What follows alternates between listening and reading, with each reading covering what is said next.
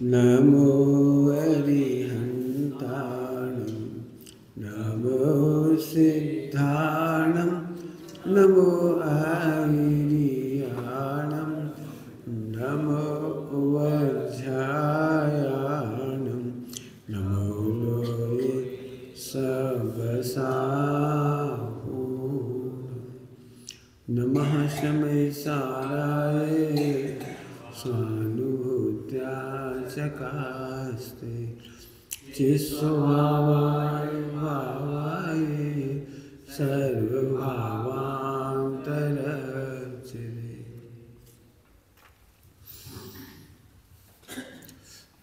आपकी एक गोष्ठी होगी जिसको आपको 5 मिनट में समय सारथी का सार समझाना है।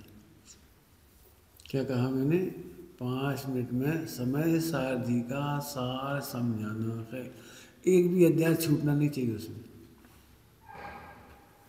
इस एंगल से सुनना भी अभी, और आपको एक भी चीज़ दिमाग में से विस्मृत नहीं होनी चाहिए। आप सुनने के लिए नहीं सुन रहे हैं, समझ करके समाने के लिए सुन रहे हैं। ठीक है?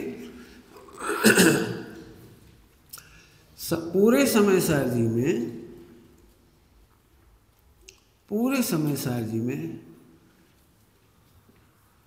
उत्पाद व्यय ध्रुव समझाया है, और उस ध्रुव को समझाने के लिए द्रव्य क्षेत्र काल भाव समझाया है। द्रव्य क्षेत्र काल भाव। समय सारथी की गाथा नंबर 14। समय सारथी की गाथा नंबर 14 में द्रव्य संबंधी बोल अबद्ध अस्पष्ट। द्रव्य संबंधी बोल है वो अबद्ध अस्पष्ट। क्षेत्र संबंधी बोल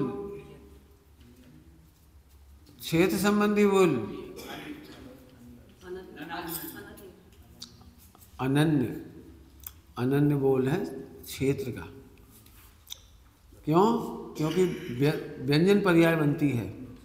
व्यंजन पर्याय वो क्षेत्र के आकार संबंधी है, और व्यंजन पर्याय से रहित बताने के लिए है अनन्य। चलिए, काल संबंधी है नियत। काल संबंधी है नियत। ये नियत नाम का भंग है इसमें। भाव में है असंयुक्त अविशेष, और काल में है एक और, 2 हैं। काल में 2 हैं, नियत और असंयुक्त। काल में 2। 14 नंबर की गाथा में देखिए, मैं इसलिए एक गाथा लेकर बता रहा हूँ। ये गाथा में द्रव्य क्षेत्र काल भाव ही समझाया। पूरे जिनागम में, पूरे द्रव्यानियों में कह रहा हूँ, पूरे द्रव्यानियों में केवल हम इसलिए खुल के कह रहा हूँ कि यदि मैं समझाऊँ ना द्रव्य क्षेत्र काल भाव, तो आपको लगेगा कि अरे हाँ नहीं, पूरे द्रव्यान योग में स्वय द्रव्य, स्वय क्षेत्र, स्वय काल, स्वय भाव ही समझाया है। यदि हम सप्तभंग लें, सप्तभंग, तो द्रव्य क्षेत्र काल भाव का स्वय द्रव्य क्षेत्र काल भाव और पर द्रव्य क्षेत्र काल भाव से भिन्न, सप्तभंग पूरे हो गए। फिर से कह रहा हूँ, पूरे द्रव्यानियों का मर्म है, पूरे द्रव्यानियों का सार है स्वय द्रव्य, स्वय क्षेत्र, स्वय काल, स्वय भाव। इन्हीं को समझाने के लिए, स्वय द्रव्य के क्षेत्र को समझाने के लिए ग्रंथ लिखा गया पंचास्ति का है। क्षेत्र को समझाने के लिए पंचास्ति का है। द्रव्य को समझाने के लिए द्रव्य संग्रह, पंचास्ति का है द्रव्य संग्रह। काल को समझाने के लिए काल में पदार्थ आता है, काल में पदार्थ आता है, तो समय सारथी परमागम। 9 पदार्थ समझाने के लिए भाव में 7 तत्व आते हैं। पकड़ में आ रहा है कुछ मैं क्या कह रहा हूँ? क्या सिद्ध किया इतनी देर में मैंने? द्रव्य क्षेत्र काल भाव ही द्रव्यानियों का हार है। अगली गाथा लो आप, सामान्य विशेष। सामान्य का आविर्भाव और विशेष का तिरोभाव।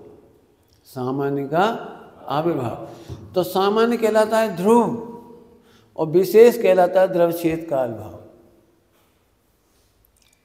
विशेष का तिरोभाव करना है और सामान्य का आविर्भाव करना है। अब सुनना सभी लोग, जिनको सम्यक दर्शन करना हो, स्वानुभव करना हो, उनको सामान्य के आविर्भाव पे वजन देना चाहिए। हमें औपचारिक चर्चा नहीं याद करना चाहिए और कराना भी नहीं चाहिए। दो बात बोली, औपचारिक व्यवहार की चर्चाएं करनी भी नहीं चाहिए और करानी भी नहीं चाहिए। क्या बोला मैंने? औपचारिक व्यवहार की चर्चाएं करनी भी नहीं चाहिए और करानी भी नहीं चाहिए। 3 बार बोला मैंने कुछ जानबूझ करके, बहुत बड़ी बात है। ऐसा भी तो लिखा है, ऐसा भी तो लिखा है, लिखा होगा। यदि सामान्य की ओर नहीं ले जा रहा है तो उसका नाम विशेष नहीं है। विशेष सामान्य को बलवान करता है, अर्थात बलवान अनुभव कराता है, अर्थात सामान्य को ऊर्ध्व करता है। यदि सामान्य ऊर्ध्व नहीं हुआ, बलवान नहीं हुआ, तो विशेष विशेष नहीं है। विशेष सामान्य की प्रसिद्धि के लिए है। अभी और चलो, आप जितनी औपचारिक चर्चा होंगी उन चारों की होगी। अब हमें ये छांटना है, ध्यान रखना सभी लोग, हमें ये छांटना है ये औपचारिक है या अनुपचारिक है। क्यों छांटना है? ध्यान रखो सभी लोग, उपचार और व्यवहार का प्रयोजन लोक व्यवहार चलाने के लिए है। उपचार और व्यवहार का प्रयोजन लोक व्यवहार चलाने के लिए है। क्या बोला मैंने? उपचार और व्यवहार का प्रयोग लोक व्यवहार चलाने के लिए, सम्यक दर्शन के लिए नहीं है। जिन्हें सम्यक दर्शन करना हो और कराना हो, कराना इसलिए कह रहा हूँ तुम प्रवचनकार हो, तुम प्रवचनकार हो, यदि तुम्हें सम्यक दर्शन कराने का लक्ष्य है तो उपचार और व्यवहार में मत फैलो। बिल्कुल शांति से समझो, उपचार और व्यवहार मत फैलो। ये भी तो लिखा है, हमें मालूम है, लिखा है। जानने लायक प्रयोजनवान नहीं है, जानने में आता हुआ प्रयोजनवान है। व्यवहार नहीं कैसा है? व्यवहार नहीं कैसा है? जानने में आता हुआ प्रयोजनवान है, जानने लायक प्रयोजनवान नहीं है। मैं इसलिए कह रहा हूं, हमें जब बोलना है तो ये व्यवहार नहीं बोलना है, हमें भेद प्रसिद्ध नहीं करना है, हमें अभेद प्रसिद्ध करना है। फिर से समझो, सम्यक दर्शन करने के लिए क्या कहने लायक है, बराबर है। अब चलो, ध्रुव स्वभाव, समय सारथी अर्थात द्रव्यान योग। द्रव्यान योग में 2 तरह की चर्चा है। उत्पाद व्यय ध्रुव युक्तम सत है, इसको भी स्वयं कहते हैं, और ध्रुव को भी स्वयं कहते हैं। कुछ कह गए हम, ध्रुव को भी स्वयं कहते हैं और उत्पाद व्यय ध्रुव युक्तम सत को भी स्वयं कहते हैं। मैं अंतर करके दिखाता हूँ, समझना सभी लोग, बना के दिखाता हूँ। अब मैं समय सारथी के अध्याय दिखा रहा हूँ, अध्याय बाद में हम ज़्यादा चर्चा करेंगे अभी, ठीक है।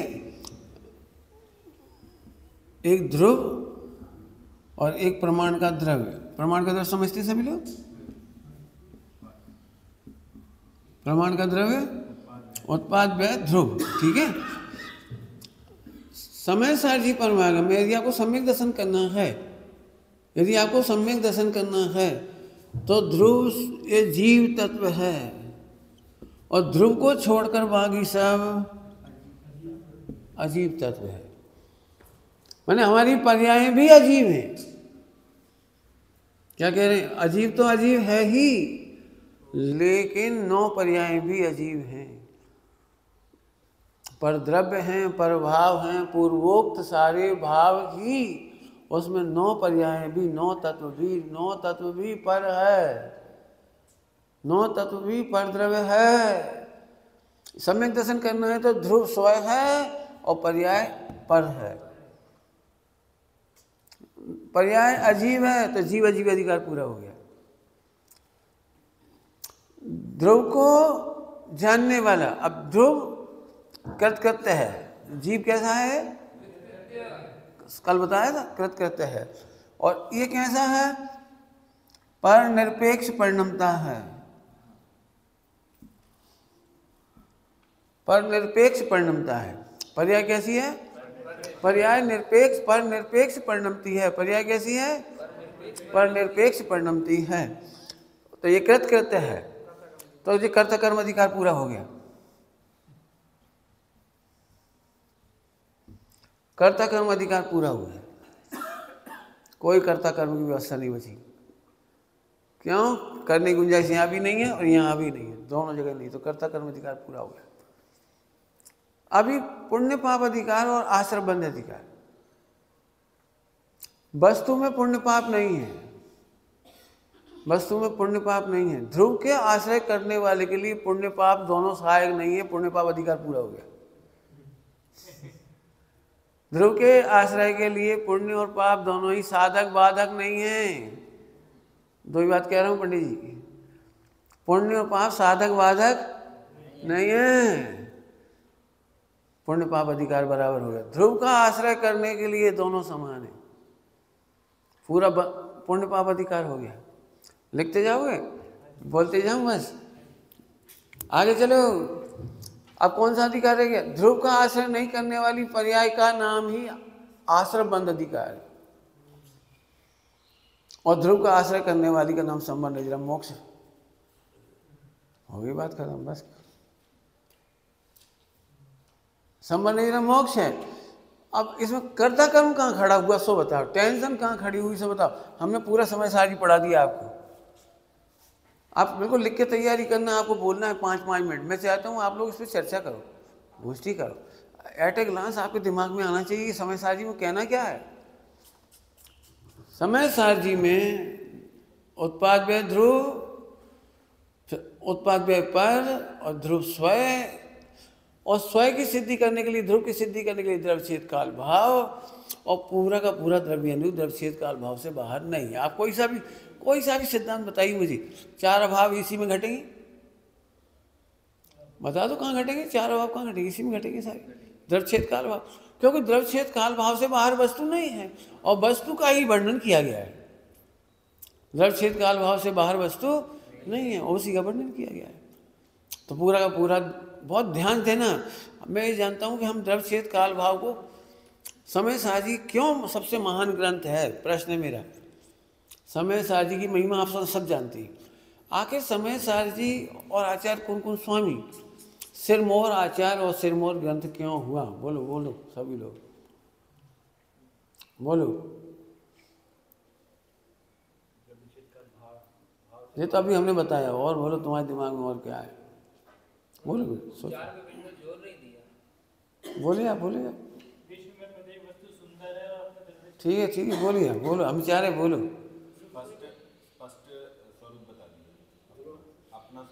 अपना स्वरूप स्पष्ट है, और बोलो।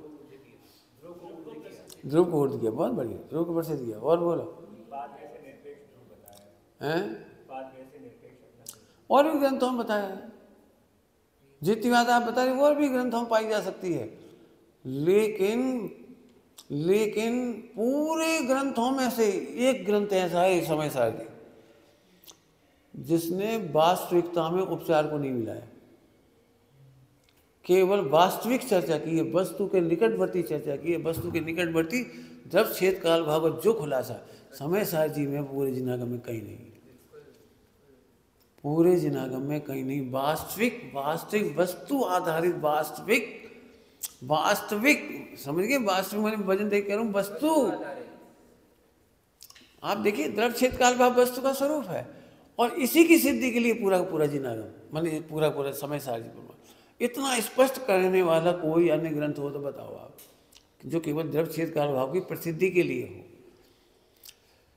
क्षेत्र की प्रसिद्धि के लिए पंचास्तिका है, द्रव्य की प्रसिद्धि के लिए द्रव्य संग्रह जी है, निमित्त की चर्चा करने वाले सठखंडागम है, गोमट सार जी है, सारे ग्रंथ हैं।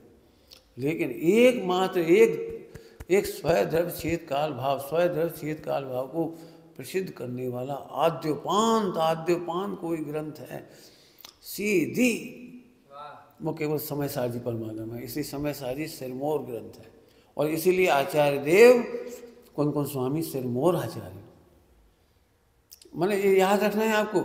अब इसमें मुझे कुछ कहना है, समय सार जी पढ़ते पढ़ाते समय, चिंतन करते समय, स्वाध्याय करते समय यदि आप व्यवहार को शामिल करते हैं तो आप आचार्य देव की विराधना करते हैं, समय सार जी की विराधना करते हैं।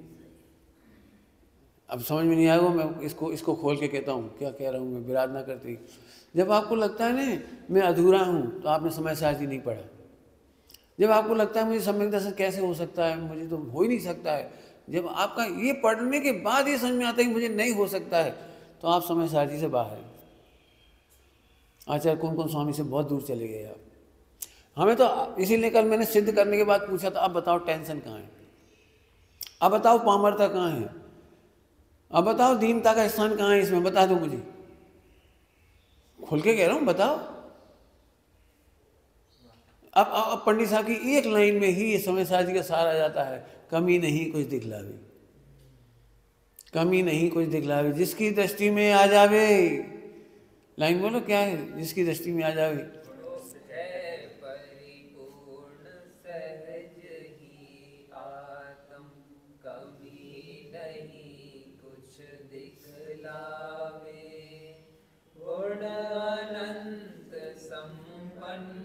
प्रभु जिसकी दृष्टि में आ जाए। बोलो पूरे समय सार जी का सार दो पंक्तियों में आ गया।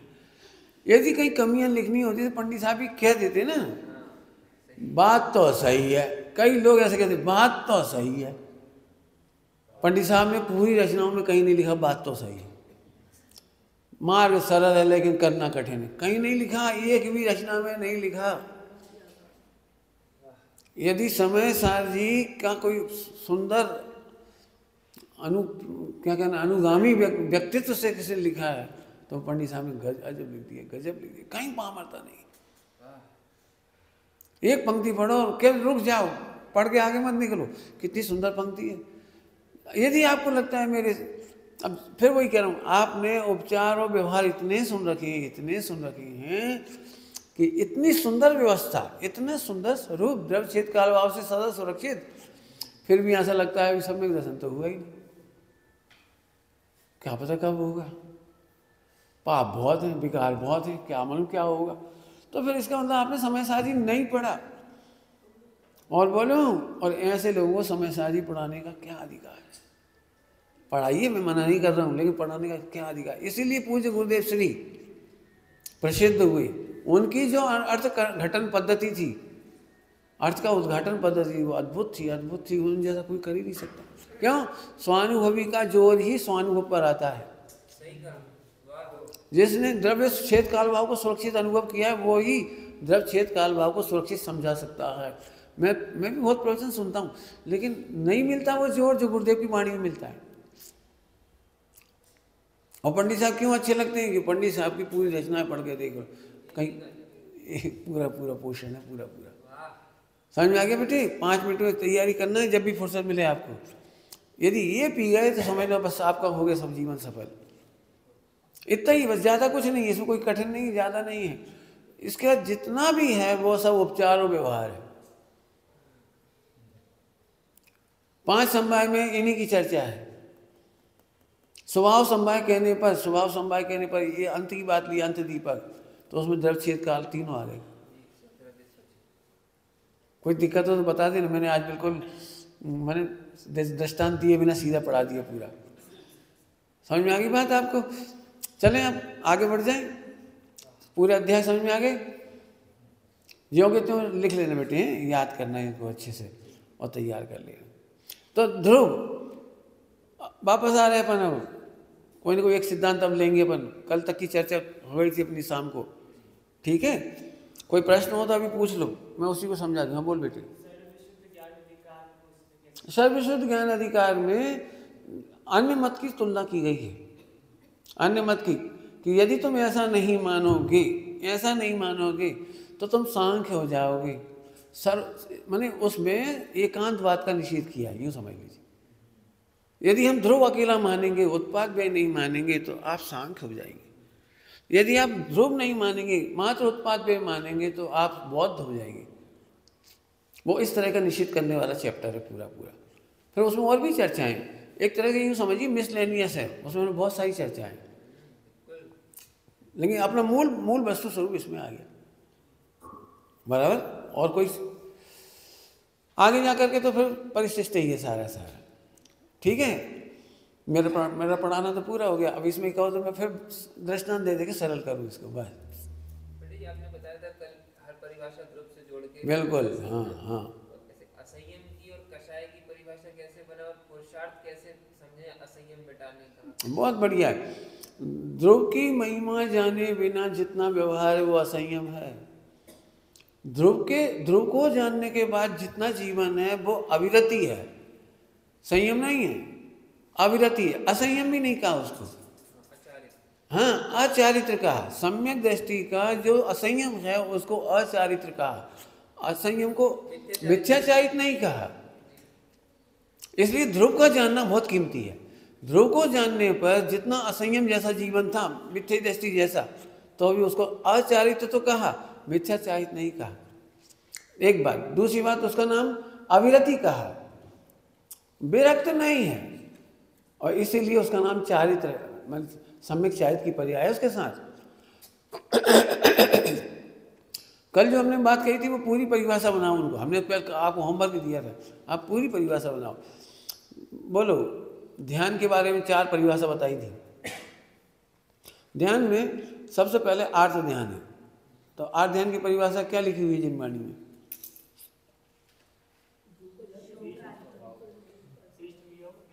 ये तो 4 भेद हुए, ये तो 4 भेद हुए। चारों भेदों को शामिल करने के लिए एक शब्द मैं दे रहा हूं समझाने के लिए, वह है ध्रुव का आश्रय किए बिना 3 लोक के पदार्थों की चाह नहीं मिटती, और जब चाह नहीं मिटती तो वह आर्त ध्यान का कारण है। और उस चाह में 4 भेद कर दो आप। क्या कहा? ध्रुव में परिपूर्णता अनुभव किए बिना पर पदार्थों की चाह नहीं मिटती। पर पदार्थ मैंने पूरा विश्व आ गया इसमें, अनंतानुबंधी। तो इसको आर्त ध्यान क्यों होता है कि ध्रुव स्वभाव को जाने बिना पर की चाह नहीं मिटती। तो चाह में 3 होती है, इष्ट का संयोग चाहता है, अनिष्ट का वियोग चाहता है, लेकिन अनिष्ट का संयोग बन जाता है उसको, बराबर है। और निदान बंद होता है। काय का निदान बंद होता है? वह भोग सामग्री चाह रहा है, 5 इंद्रिय के विषय की सामग्री चाह रहा है, तो 5 इंद्रिय के विषय भोग की चाह न होने से वो निदान कर रहा है। और फिर पीड़ा चिंतन, पीड़ा कैसे, पीड़ा कैसे, दुखी दुखी दुखी। तो 5 इंद्रिय, शॉर्ट में करो, 5 इंद्रिय के विषयों की चाह से आर्त ध्यान होता है, और 5 इंद्रिय के विषय मिलने पर प्रसन्न होना रौद्र ध्यान है। समझ में आ गया कुछ? तो 5 इंद्रिय के विषयों में दुखी होना ये आर्त ध्यान, और 5 इंद्रिय के विषयों में प्रसन्न रहना, आनंद करना, मौज करना, भूल जाना स्वरूप को, ये रौद्र ध्यान। और जब ध्रुव स्वभाव का आलम्बन हुआ तो धर्म ध्यान प्रकट हुआ। कौन सा? कौन सा? धर्म ध्यान। कैसे धर्म ध्यान प्रकट हुआ? कि 5 इंद्रिय नहीं हटे, 5 इंद्रिय के विषय नहीं हटे।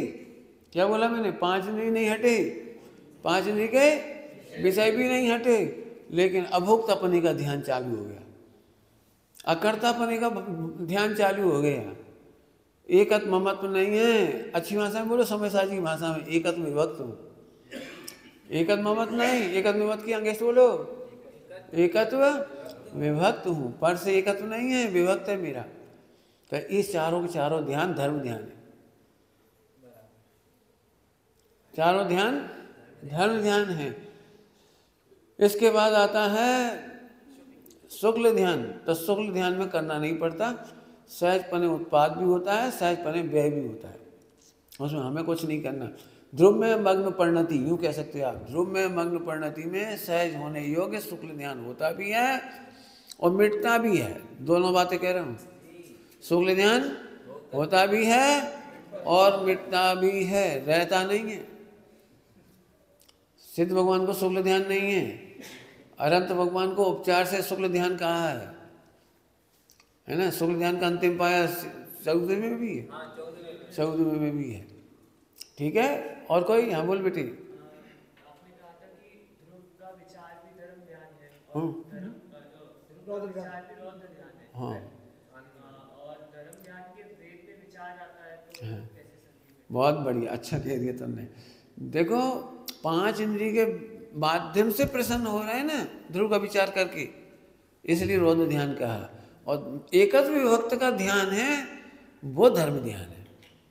एकत्व विभक्त अकर्ता और अभोक्ता, एकत्व विभक्त अकर्ता अभोक्ता का ध्यान है वो धर्म ध्यान है। हाँ निर्णय पूर्वक, अनुभव पूर्वक, कोरा निर्णय भी नहीं, अनुभव पूर्वक धर्म ध्यान है उसका। समझ में आ रहा है? आज का बहुत कठिन क्लास हुई, दृष्टांत दे दी आज हमने, लेकिन सीधा सीधा हम क्या करें, हमें जैसा चल रहा है हम वैसे दे रहे थे उनको।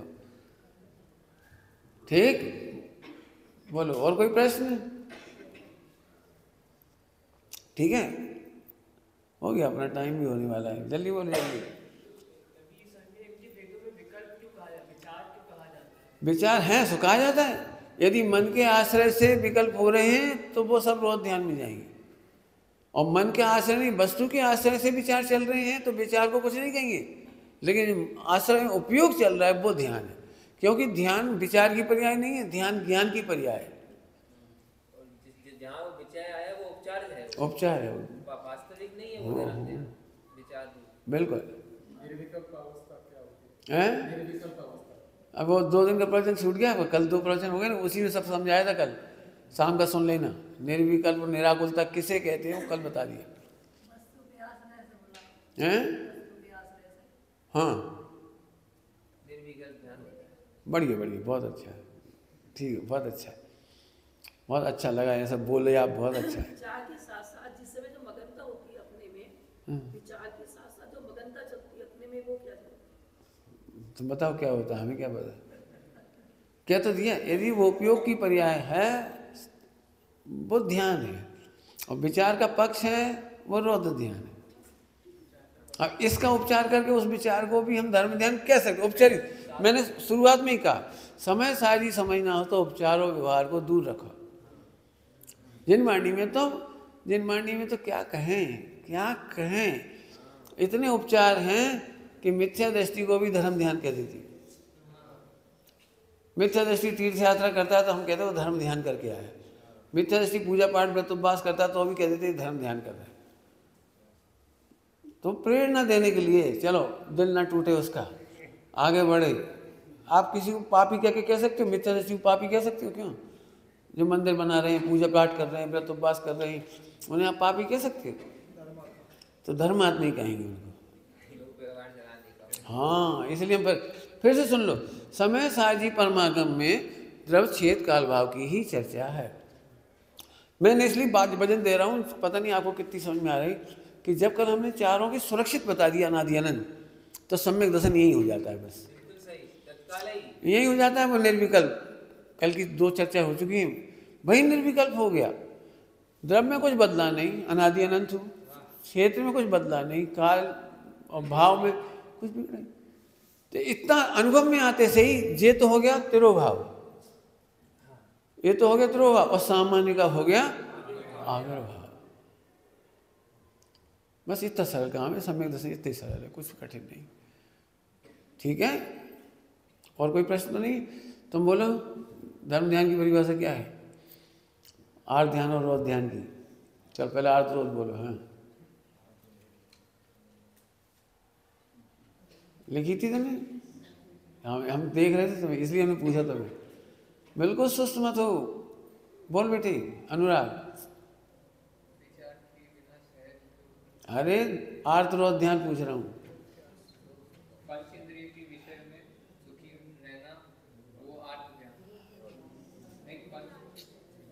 नहीं पकड़े।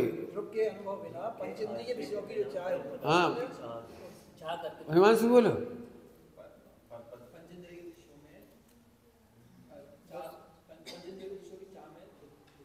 पूरी नहीं बोली, एक चीज खा गए अपन। हाँ ऐसे बोलो, फिर से लिखो, फिर से सही लिखो, लिखो तुम भी परिभाषा। हम देख रहे थे तुम सुस्त बैठे थे, बिल्कुल डूबो बेटे इन विषयों में। फिर से बोलो, कौन बोलेगा बहनों में से?